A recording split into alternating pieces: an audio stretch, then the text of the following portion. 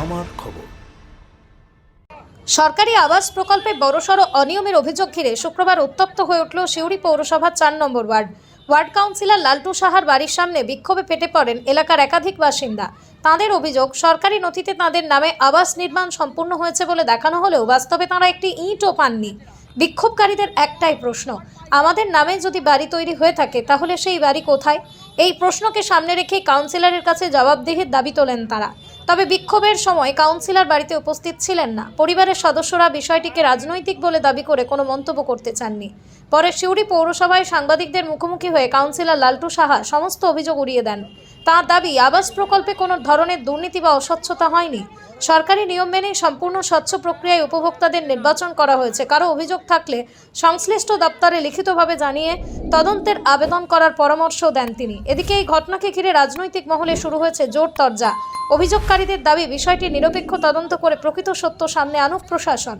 এখন দেখার অভিযোগের জবাবে তদন্ত হয় কিনা, নাকি কাগজে তৈরি বাড়ির রহস্য আরো ঘনীভূত হয়। যখন কম্পিউটারে আমার বাড়ির জন্য অ্যাপ্লাই করতে যাই, তখন আমরা জানতে পারি অলরেডি যে আমাদের বাড়িটা হয়ে গেছে। তখন আমরা কম্পিউটার থেকে এই কাগজটা নিয়ে আসার পর আমরা আসি যে কাউন্সিলরের কাছে, যে আমাদের বাড়িটা যে হয়ে গেছে জানতে চাই। এখন উনি বেরিয়ে বলছে আমার ঘর ভাঙচুর করেছে, হ্যান করেছে। দেখুন, ওনার বাড়িতে সিসিটিভি ক্যামেরা আছে, উনি দেখতে পারবেন যে হ্যাঁ ওনার বাড়িতে ঘর ভাঙচুর করেছি না কি করেছি। ওনাকে ফোন করে ডাকছি, উনি আমাদের কোনো কথা উত্তর দিচ্ছেন না। বলছে এ ঘর অন্যজনকে দেওয়া হয়ে গেছে। আমরা গোটা 10 বছর আগে অ্যাপ্লাই করেছিলাম। আজকে জানতে পারলাম। তখন আমাদেরকে দেয়নি, বলছে পরে আসবে বলে আমাদেরকে এমনকি করে দিয়েছে। আজকে আমরা অনলাইনে যখন আবার অ্যাপ্লাই করতে যাচ্ছি তখন জানতে পারছি। হ্যাঁ, ওটা দেখেই কম্পিউটার দিয়ে একটা কপি পাই করে কাউন্সিলর বাড়ি এসেছে। উনি কোনো সদুত্তর দিতে পারছেন না। উনি বলছে অন্যজনকে দেওয়া হয়ে গেছে, আপনার বাড়ি অন্যজনকে চলে গেছে। তো আমি অ্যাপ্লাই করি নাই, এই জন্য করি নাই যে আমাদের ভারতীয় জনতা পার্টি 3 মাস হলো এসেছে ক্ষমতায়, মুখ্যমন্ত্রী হয়েছে শুভেন্দু অধিকারী। তার জন্য আমি সময় নিয়েছিলাম যে আমি পরে করব। তো আমি পরশুদিন যখন আমাদের কম্পিউটারে যাই অনলাইনে বাড়ি অ্যাপ্লাই করতে, তখন উনি বলে আমাকে যে তোমার বাড়িটা বিক্রি হয়ে গেছে। মানে কে বিক্রি করেছে সেটা জানতে চাইছি। বলছে এটা কাউন্সিলর বিচেছে, কাকে বিচেছে সেটা বলতে পারবো না। তারপরে এখানে যখন আসি বেলমারি, সমস্ত মানুষকে ওয়ার্ডে বাসিন্দাকে নিয়ে যখন আসি বেলমারি, তখন সেই বেরিয়ে আসে না এবং তার স্ত্রী মেয়ে ঢুকে। কেলেঙ্কারিতে নাকি একজনের বাড়ি অপরজনকে দিয়ে দিয়েছে, কি বলবেন?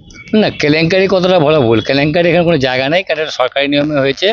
কারণ যার যে ঘর দিয়েছিল জন্য অ্যাপ্লাই করেছে, অ্যাপ্লাই কোনো দরখাস্ত করেনি, একটা জাস্ট আধার কার্ড তখন দিয়ে দিত। কোনো হোল্ডিংও ছিল না, কোনো কাগজও ছিল না জমির। এবার দিয়েছে, যখনই আমরা ঘর যখন করতে যাওয়া হচ্ছে তখন দেখা যাচ্ছে তার জায়গা ডিসপুট হয়ে পাশাপাশি যার প্রতি ওদেরই আত্মীয় স্বজনে অভিযোগ করছে, কিংবা দেখা যাচ্ছে তার আদৌ তার নিজস্ব কোনো জায়গাই নেই। ফলে আমরা পৌরসভাতে যখন এই ব্যাপারটা জানাই যে এই ব্যাপার হচ্ছে, ওরা তো যত জায়গা না দিয়েছে, তখন পৌরসভাতে তো অলরেডি তখন মিটিং করে মিটিং করে বললো তাহলে একটা গরিব মানুষের যখন ঘর হচ্ছে না, তখন আরেকটা গরিব মানুষকে দেওয়া হোক। হ্যাঁ, ফলে দেখুন আমরা মিউনিসিপ্যালিটি চেক করলেই বুঝতে পারছি যে ওই রামের জায়গায় ঘরটা স্যাম পেয়েছে কিনা, স্যাম হয়েছে কিনা। সমের হয়তো পোর্টালের নাম নেই, রামের পোর্টালের নাম আছে, কিন্তু রামের জায়গাই ছিল না বলে অটোমেটিক আমরা স্যামকে ওরা দিয়েছি। যেটা দিয়েছি সেটা মিউনিসিপ্যালিটি নিয়ম কারণ রেজিস্ট্রেশন করেই দেওয়া হয়েছে। এবার তারা এখন কি বলছে জানি না, আমার ঘরটা কোথায় গেল। তুই তখন জায়গায় যখন তখন তুই করলে না কেন? আজকে এতদিন পর হঠাৎ করে ওরা জানে না, এতদিন ধরে চুপ করেছিল না, এখন ওটা রাজনৈতিক একটা ফায়দা লোটার জন্য কেউ ভোটে দাঁড়া পাওয়ার জন্য এই করছে। আস্থা medical chemist and diagnostic centre, আপনার সুস্বাস্থ্যের বিশ্বস্ত ঠিকানা।